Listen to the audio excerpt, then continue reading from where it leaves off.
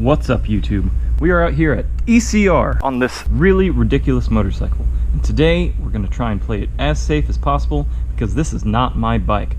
But to start off this review on this beautiful machine, I want to do at least a couple of laps at the track, and then we'll move on to some street riding. But for now, they're doing repairs to the track. They're starting to get ready for the construction, so I've been told to be safe. So we're really not going to be able to push it today, but at least I'll have the footage.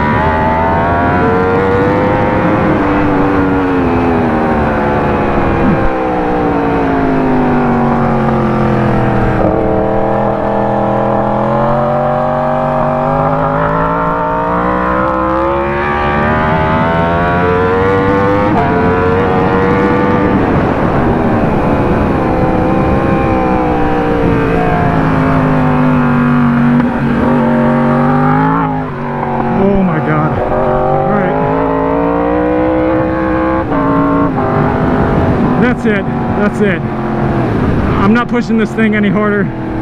It's not my bike. I'll post the lap time right here. But this bike it's pretty scary. This bike is really scary to try and push.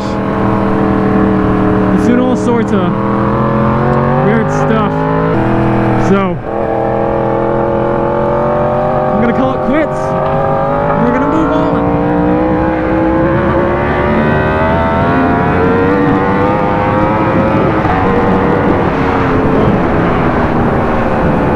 Alright, so I just got back from the track. We are gonna go do a street review real quick, but I thought I'd give some insight to the laps you just saw of my track review of this bike.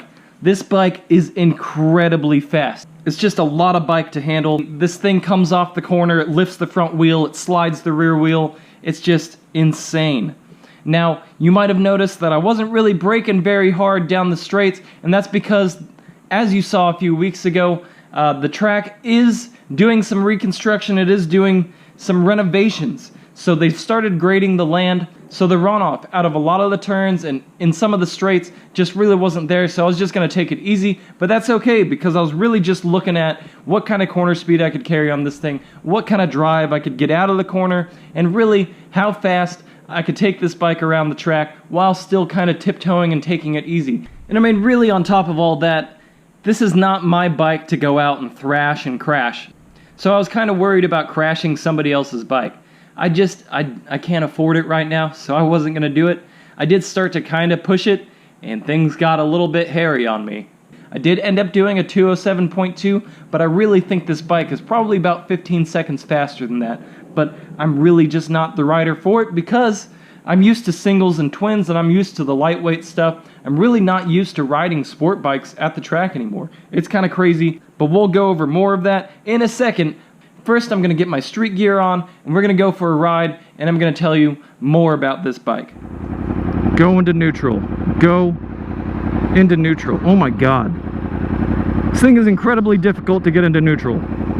2015 R1M. We're back on the street, and I have a little bit more time to talk about it.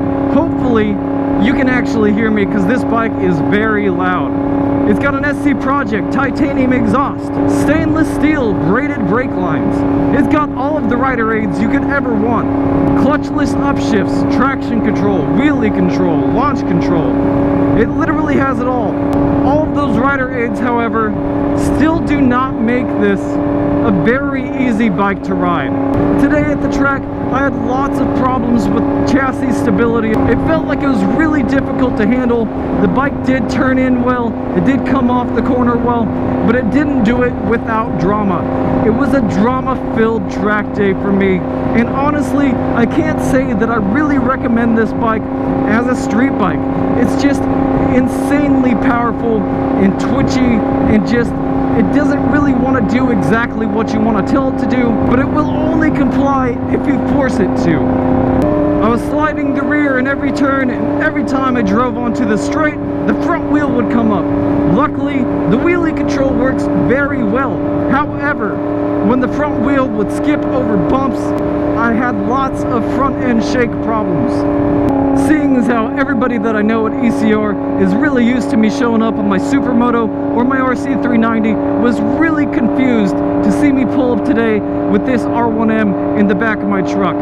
After I told them a little bit about this bike and its supposed 202 real wheel horsepower, everybody seemed to question why this bike even exists and why anybody would want it as a street bike. And these guys I'm talking to are seasoned racers, and I can't really say that I disagree with them.